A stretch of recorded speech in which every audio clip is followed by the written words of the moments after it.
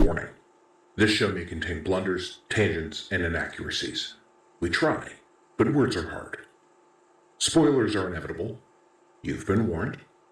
Lastly, the following is the opinion of two middle-aged media junkies. Try not to get butthurt if we say something you don't like. Viewer discretion is advised.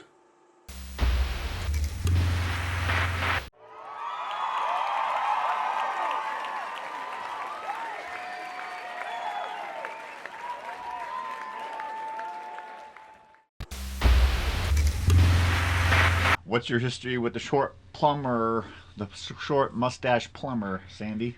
It goes back to the original SNES, the original NES entertainment system. Got it back there with the big my old brother's friend had one, and we weren't allowed to have the system in our house because my mom didn't want to listen to the bickering. But you broke the rules, did you not? I was also 18, so technically an adult, and I wanted to abuse that. I'm an adult. Haha, you cannot tell me what to do. Even though I live I'm an underneath your adult, roof. and I'm working. I have a job.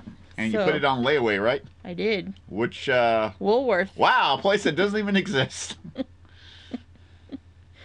So, yeah, from the beginning. Excellent. Grew up with him. So, you played the 2D, the 3D, the RPG. Yeah. RPG. Even Wait, I was thinking of other RPG. like Paper Mario. The only thing we don't have No, up here. I was thinking of different RPG. Gotcha. Talking about D&D, is that the RPG? I'm talking about, I can't say it on camera. God guy. Did you not like anything about it? The one dislike that I saw in the trailer is, the fact that we find Magic Mike being a bartender and not going back to what his whole dream was in the first movie, which was making custom-made furniture. Right, yeah. So, I'm curious to know, like, what happened there. Did his business shut down?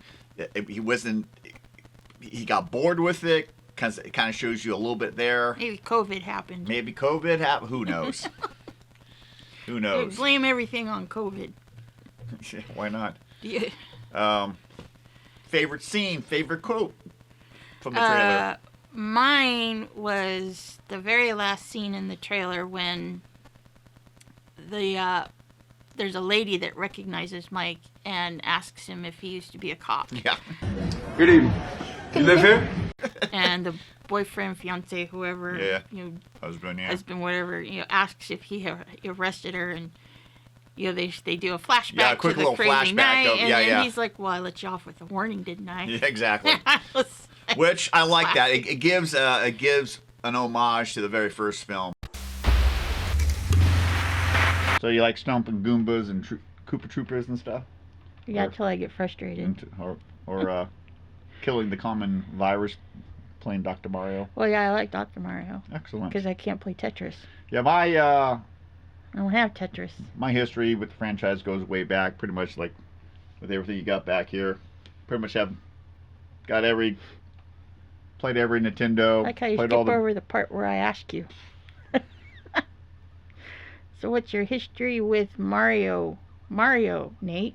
Mario, yes. That's what it says. I know. I'm reading what the words say. Because it's the Mario brothers. Their last name is Mario, so it's Mario and Luigi Mario.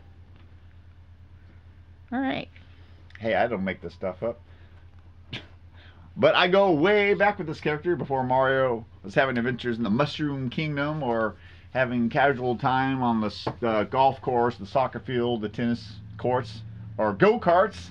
I was moving Mario around, aka Jumpman, around the construction site, and Donkey Kong and cleaning out the sewers with his brother Luigi. All right. I think next to Mickey Mouse, I think Mario is the most recognizable mascot in the world. Really? I think so. Don't you? Yeah, that makes sense. Fun fact. The magic eye image used in the film actually just reveals some simple geometric shapes. But for one reason or another, they decided to say the hidden image was a sailboat. Which is a great gag throughout Yeah, the I movie. kept trying to look for the damn sailboat. I know, I'm sitting there staring at my TV as though it's gonna do anything. I know, like I hit pause. I'm like, I don't see nothing. You're there screaming at your TV, I just am. like William. I don't see it. Speaking of William, he looks at Renee and calls her Brenda, a reference to Shannon Doherty's character on Beverly Hills 90210. That was a good show. Gwen, who was played by Joey Lauren Adams, used to date Kevin Smith. Which is the reason why Chasing Amy exists, based off of that experience. Oh, is it actually? Yeah, a little bit, yeah. Renee wears the Degrassi jacket, and Kevin Smith is a fan of the Canadian Episode show. within an episode. Fun fact. Yeah. Yeah, that's what you just did. Thank you. You're welcome. A podcast within a podcast? Yeah, Okay. whatever. Gil Hicks on the dating show is actually Dante from Clerks' cousin. Yep. Played by the same actor, Ryan O'Halloran. Yeah. Sans goatee. Yeah. Sandy, give us the next Movie exec. Oh, I get to read one now? Yeah, You get to read one now. Oh, boy. I know. Movie execs didn't want Jason Mewes to play the loudmouth Jay, and Seth Green was one of the actors up for the part. Don't think he would have done as well. Yeah, It would no, have been no a- disrespect to Seth Green. Yeah, no, we but love our Seth Green. I can't talk today. Jason Mewes was the way to go, 100%. Oh, Jay. yeah. Heck yeah. Stan Lee made a cameo in this movie before his MCU cameos made him famous. Plus, in Captain Marvel, Stan Lee is on a bus reading a script to Mallrats because the movie takes place during the 90s. It's canon. Yeah, when Sandy and I saw that movie, I saw that I was freaking out. Yeah, both Like, were. okay, Mallrats exists in the MCU universe as a movie. Can we get Jay and Silent Bob versus Thanos or something? that'd be Right. great. Blunt Man and Chronic. There you go.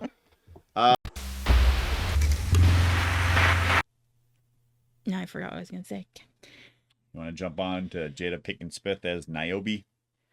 I almost didn't, Yeah. I Or the almost didn't prosthetics. recognize her, and only because I knew she was in it. Yeah. And I knew. We were looking out for, circling back around, people not being in the movie but should.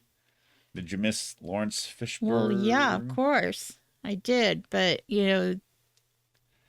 again, I mean, they did mention him, Yeah. when Niobe was doing her whole backstory of, Yeah. how the new human city. Yeah. So. He could have. I think that if you had cut.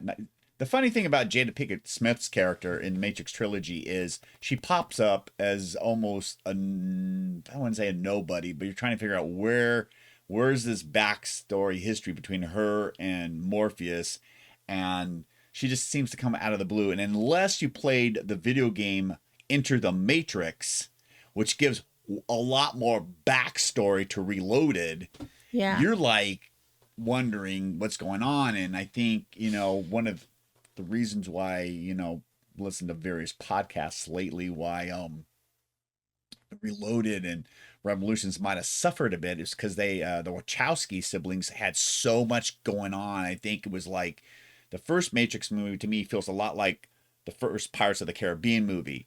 They wrote a great script, they did it, and it just took off like wildfire. And, Disney, Warner Brothers in this case, is like, okay, we want more movies. So, okay, but they decided to do, 2 movies back to back, plus this video game for more backstory. And I think comics were involved. So you had all this stuff going on. So I think it did suffer the quality of Reloaded and Revolutions suffered quite a bit. And that's why so many people love the first one, but are not big fans of Reloaded and Revolutions. We're going to talk about horror movies, suspense movies, whatever genre we're going to throw this movie into. We have to talk about, does it hold up? Is it corny? And does the plot follow through independently of it being a slasher or a horror flick? And I have to say, yes, it does hold up. The continuity is there. It is an amazing script, and independently of it being a slasher/horror flick, it holds up as a really good story. And I can't say many bad things about the Purge election year. Now, when you say slasher flick, I immediately think 1980s. Yeah, like Freddy and Halloween, Jason and Friday the Michael 13th, Myers. Nightmare on Elm Street, Child's Play, anything like that. Yeah. And I wouldn't classify it, I guess, from a certain point of view, I guess you could say it's a slasher flick, but I would say it's more on the thriller, suspense. Yeah. Okay, that makes sense. Maybe a dash of slasher. I mean, it's not like your typical, you got one bad person going out and killing a whole bunch of teenagers or young adults or something like that. I think that might be the, without doing any research, I think that would be the typical dynamic of a slasher flick, you know? Yeah. What about Final Destination? I have to say, as much as those get a bad rep, I love the Final Destination. What would you movies. classify? Would that be like a slasher flick, or would that fall in the suspense? It's both. Okay. Because there's a ton of gore. Yeah, but supposedly death is coming to get them, so that's one entity. Whereas the Purge is something different. I guess you could shoehorn in the slasher flick, but I would classify it as a suspense thriller. It was more gore though, like Hostel and Saw. Those are more for show than anything else.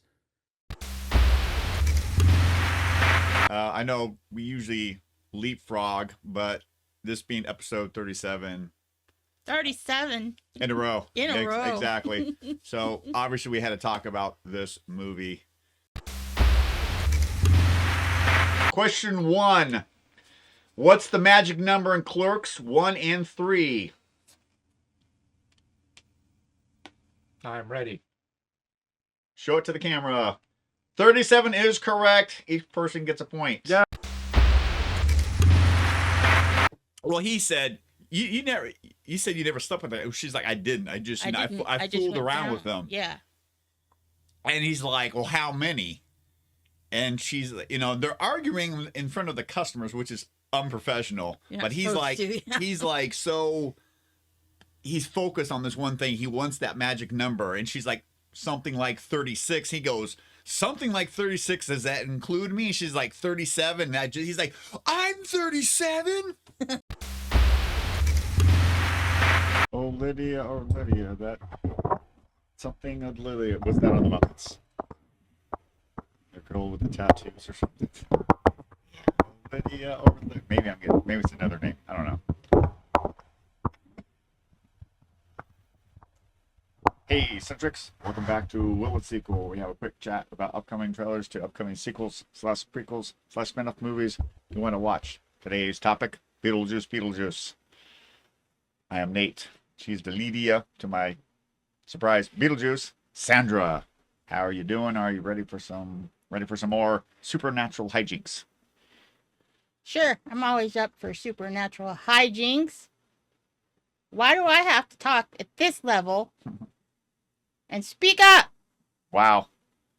For the first time, you're in the red. That's not fair. I can't help it. I'm a quiet person. Okay, going from 1984 back to 1988. I see a pattern here. This is a great one. Twins with Arnold Schwarzenegger and Danny DeVito, directed by Ivan Reitman, who passed away a little while ago. This is so hilarious. You're talking about one big guy and muscular, a short guy and cranky. It just, Yeah. if you haven't seen it, you should. It's just hilarious. Danny DeVito grew up on the streets. Arnold Schwarzenegger's character grew up, on an island, a sheltered life, and he found out he has a brother, so he wants to go seek him out. So very great. They've been, in the last 5 or 6 years, there's been talk about a sequel called Triplets with Eddie Murphy, but he had to bow out due to other stuff, and Tracy Morgan's coming in. So I have hopes about that. But if you've seen this movie, and you want to see those two again, you can see what I would call the spiritual sequel, Junior, where they play scientists. Yes, Arnold Schwarzenegger plays a scientist. If he can be a kindergarten cop, he can be a scientist. So that's another great one. I think even Ivan Reitman directed that one as well. So you want to throw up the picture for our story, Klaus, before you start talking about it? Or Oh, Because me? I'm done. Yeah. I'm done with. I gotta find it first. Well, I hope it's Klaus. There we go. Eduardo says Brody is cute. Yeah, he is. He's a love bug. Klaus 2. Klaus 2 will not be getting a sequel, according to director Sergio Pablos. The story, I can read. The story is a prequel to the legend that has become Santa Claus, aka Saint Nicholas. The movie the movie does remind me of the Rankin and Bass Santa Claus is coming to town. Plus the animation and the storytelling of Disney. It does, I was going to say that the animation that they use reminds me of the animation that they use for Rapunzel. Tangled. Yeah, Tangled animated series. Which is on Disney. Yeah, it's streaming on Disney Plus. What were your thoughts on this? We watched the first one last night. Let me do a podcast within a podcast quickly. We watched Klaus 2 last night because this was on the docket. No, we watched Klaus 1 last night. We watched Klaus as well. Whatever. We watched Klaus 1 because this was on the docket. It's an excellent movie. You should go watch it. It's on Netflix right now. It came out 2 years ago. And the way I interpreted it at the end, no spoilers, one could say it concluded it's a one good solid movie, or they might have been setting something up for a sequel. That's the way I interpreted it. Maybe the Sergio will change his mind in a couple of years. Maybe Netflix will throw him some money. I think, for me, on the SequelCentric scale, I would put it under stream it. Definitely stream it.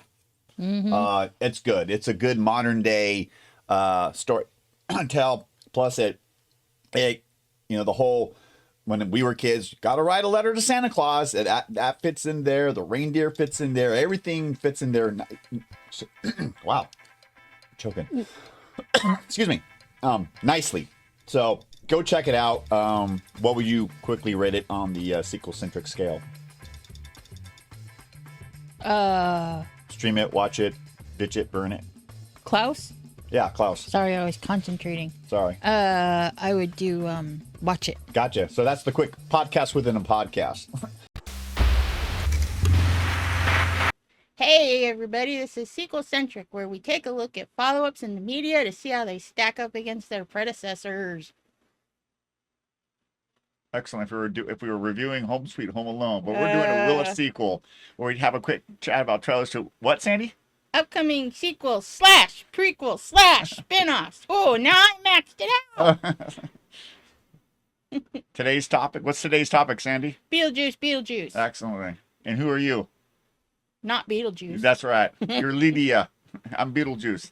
You're Sandra. I'm Nathan. Beetlegeist. Are you? How are you doing? Are you ready for some more supernatural hijinks from Tim Burton, the master of the macabre, and Michael Keaton? Always ready for the master of macabre movies. How you doing so far this summer? It's hot. Yes. It's very hot. I'm butt-ass tired, too, with all these morning activities. Trying to pump out this one and the rewatch of Home Sweet Home Alone on Patreon. We're also working on, what's another Tim Burton review that we just did that's we gotta edit? Planet of the Apes. Planet of the Apes, 2001. Be on the lookout for that. But before we start talking about this new paranormal trailer, let's give a quick shout out to all of our super and spooktacular patrons. Thank you, Marty. And to many thanks to our other patrons like, who, Sandy? Was this a test run? Now we might as well just keep on going. What? You know what? It's got a good flow. No. Okay. I did. Jump into the end so quickly, are we? Well, what is there left to speak about? I don't know. You're right. I mean, no, right. I mean, was we're so thinking high about on it. this It's like because we're just going on, and it's such a great movie, and there's so many good things to talk about, but they're so intertwined that we keep on revolving around topics that we've touched on, and just talking about different aspects of them. And it's because the universe and the plot lines are just they're well aligned, to say the least. No, they are, and it could go in any direction. Like in the other thing I said, you could have like a death race thing for 12 hours if you were trying to get from one city to the other and just run people off the road, you know, like Mad Max or something. Yeah. Because all crime, including murder, is legal. So, I mean, it's such an interesting concept. It's like an anthology of stories. You know, like the TV series, the 2 seasons. I want to watch that just because I'm so hooked on The Purge. It's got so many stories to tell. Yeah, and that's the beauty of the franchise. So, a buy. Nate, what say you? I say buy. Definitely buy. But if you're reluctant to buy, watch it for sure. Some way, if someone's go to the $5 bin at Walmart and get it or whatever. Hell, steal it. Don't. What? I don't condone. During the purge, stealing is legal. Where's my candy bar, bitch? But Here we go. about Quentin Tarantino. Quentin Tarantino is back in the news. Redoing a movie. No. He has a vision. If he had the ability to redo First Blood, the first Rambo movie, he would use Adam Driver as the lead role. No. No? No.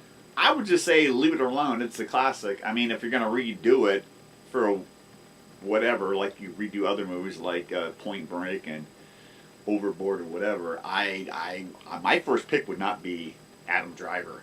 But then again, he surprised everybody when he did Kylo Ren, because whatever TV role he had was something completely different from Kylo Ren. So Yeah, I did like him as Kylo.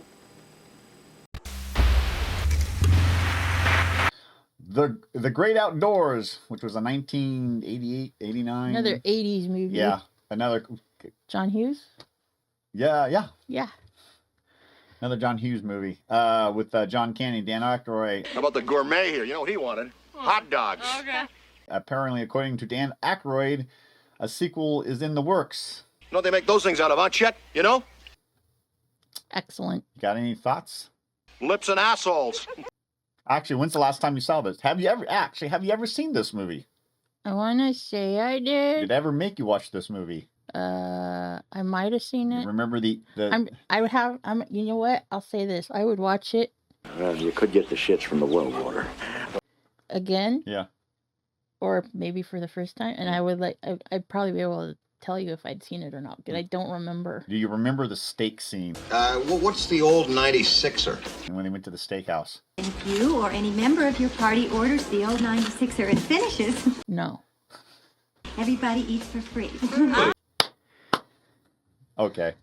Maybe I haven't seen it then. It's a classic. Okay. Whether or not it needs a sequel remains to be. I guess on paper it sounds great, but It was from the but- 80, what, do you know what year it was? 87, 88, 89. Yeah, what was it rated? PG 13. Yeah, I probably wasn't allowed to see it. Yeah. Mama was strict with what I could watch. Sometimes stuff sounds good on paper, but the fact that what, in my opinion, made this movie so great is John Candy.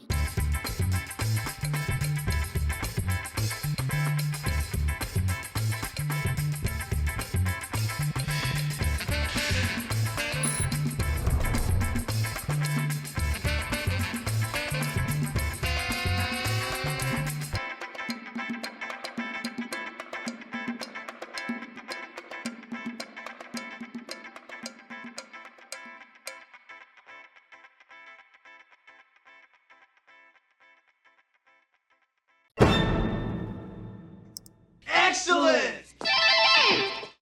No, go past this part. In fact, never play this again.